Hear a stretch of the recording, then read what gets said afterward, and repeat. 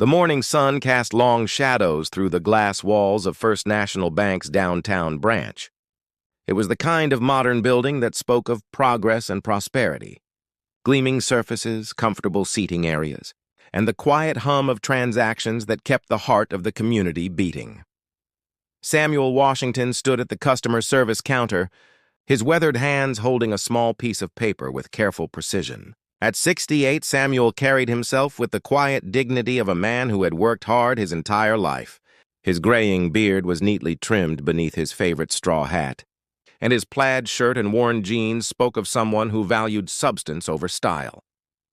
Behind the polished counter sat Michael Rodriguez, the branch manager, his dark hair slicked back and his navy suit pressed to perfection.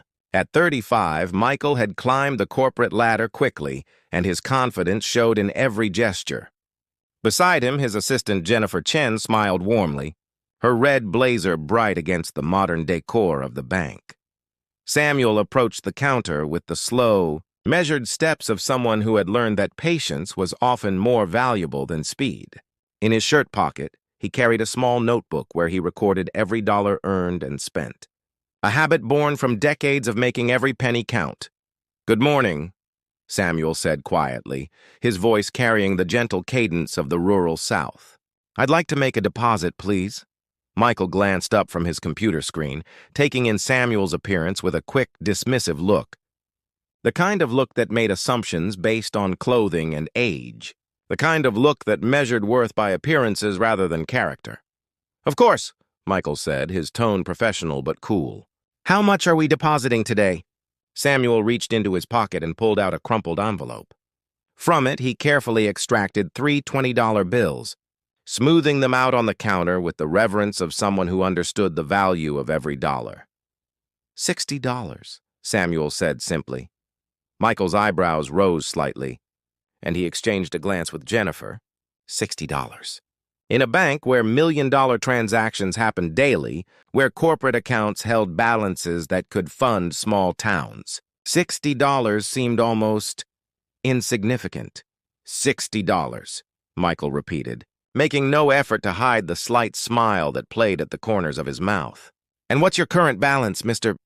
Washington?" "Samuel Washington. And I'm not rightly sure of my balance. That's why I'm here." Michael typed Samuel's name into the system, his fingers moving with practiced efficiency.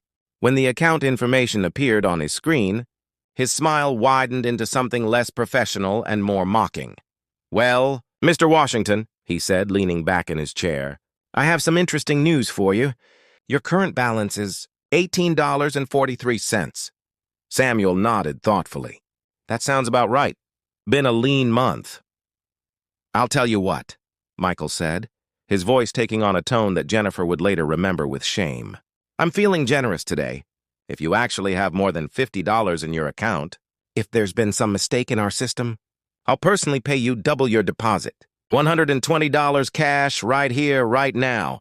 The challenge hung in the air like smoke from an old fire. Samuel looked at Michael with the kind of steady gaze that had seen much of life's cruelty and most of its beauty. "That's very kind of you," Samuel said quietly, "but I don't think that'll be necessary." "Oh, but I insist," Michael continued, his voice growing louder, drawing the attention of other customers in the lobby. "After all, we want to make sure our valued customers are treated fairly." Jennifer shifted uncomfortably in her seat. Something about the way Michael was speaking didn't sit right with her.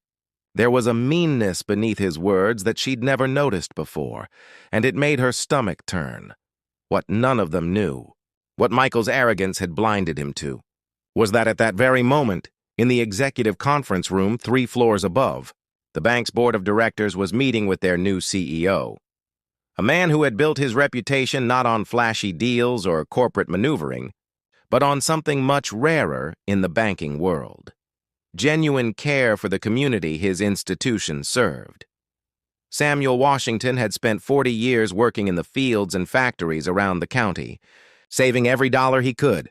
But 5 years ago, when his beloved wife Martha had fallen ill, he'd made a decision that changed everything. Using his life savings and mortgaging his small farm, he'd invested in a struggling community bank that was on the verge of foreclosure.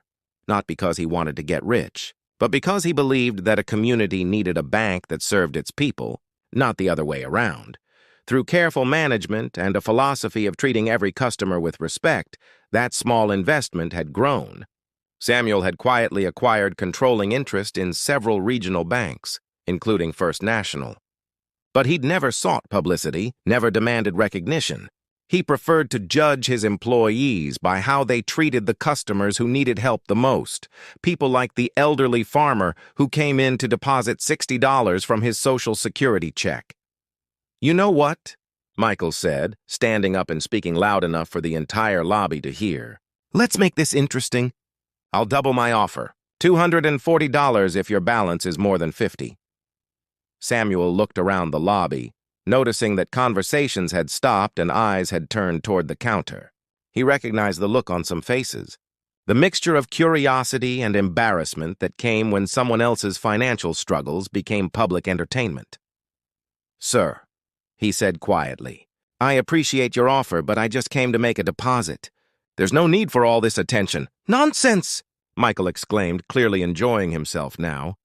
"We're just having a bit of fun. After all, what's the worst that could happen? You lose nothing, and I get to show everyone what excellent customer service looks like at First National." Jennifer couldn't stay quiet any longer. "Michael," she whispered, "maybe we should just process the deposit." But Michael was too caught up in his performance to listen. "Ladies and gentlemen," he announced to the lobby, "we have a customer here who thinks he might have more money than our computers show. Let's see if he's right." He turned back to his screen with theatrical flair, his fingers dancing across the keyboard. "Let me just double-check this balance. Mr. Samuel Washington." "U-A-S-H." The color drained from Michael's face as if someone had opened a valve and let his arrogance pour out onto the floor. On his screen, clear as day, was information he'd never bothered to look at before. Account holder, Samuel Washington. Title, Chief Executive Officer, First National Bank Holdings. Account balance. Michael's hands began to shake as he scrolled through page after page of account information. Holdings, investments, subsidiary accounts, numbers that made his annual salary look like pocket change. Is there a problem?" Samuel asked gently, noticing the sudden change in Michael's demeanor. Michael looked up from his screen, his face now pale and covered with perspiration. Around the lobby, customers were still watching, waiting to see if the elderly man in the straw hat would win Michael's little bet. "Mr. Washington," Michael whispered, his voice barely audible. I didn't realize what?" Samuel asked, his voice still kind but carrying a note of curiosity. You're the owner." "The CEO, I'm so sorry, sir." "I had no idea." Samuel removed his hat, running his fingers through his gray hair with a thoughtful expression. "The CEO, yes. But more importantly, I'm a customer. And I came here to make a $60 deposit." The lobby had gone completely silent. Jennifer stared at her boss with growing horror, realizing what had just transpired. Michael had just humiliated the man who owned the bank, the man who ultimately decided his future. "Mr. Washington," Michael stammered, "please accept my deepest apologies. If I had known who you were—" Samuel held up a gentle hand, stopping him mid-sentence. "That's exactly the problem, son. You treated me poorly because you thought I didn't matter. You made assumptions based on how I look, how much money I was depositing, and what you perceived as my station in life." He placed his hands on the counter, leaning forward slightly. "Let me ask you something, Michael. Do you think that 18-year-old college student who comes in here with her $10 deposits deserves less respect than our $1-million account holders?" Michael opened his mouth, then closed it again, unable to find words that might save his career.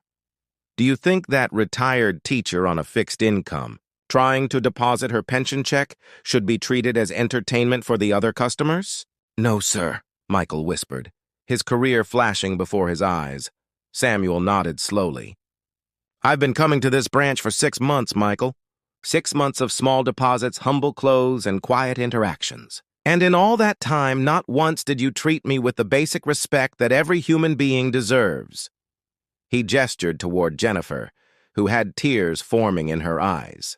"But this young lady, every time I've come in, she's greeted me with kindness. She's asked about my day, remembered my name, treated me like I mattered. That tells me something about her character."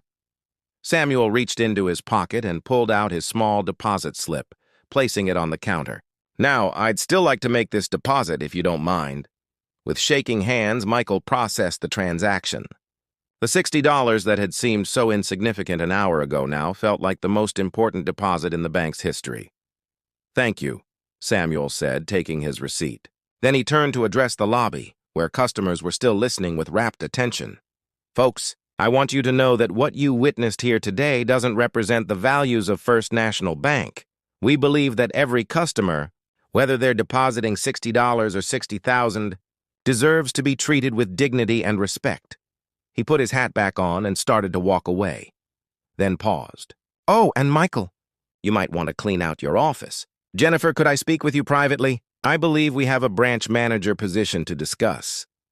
As Samuel walked toward the elevator, he reflected on the lesson he'd just witnessed. In his years of business, he'd learned that true character wasn't revealed when people thought they were being watched by someone important. It was revealed in how they treated those they believed had no power to affect their lives.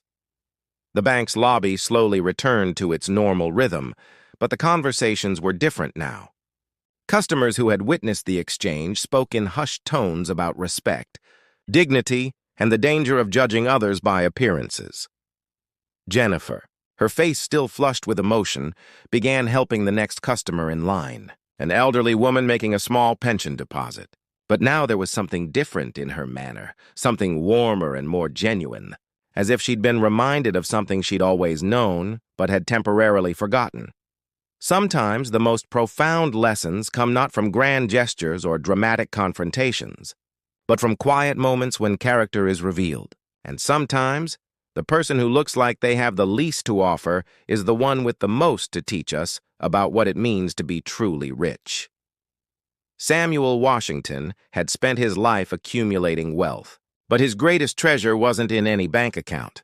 It was in his understanding that every person has value, every interaction matters, and the true measure of success isn't how much money you have, but how much humanity you retain along the way.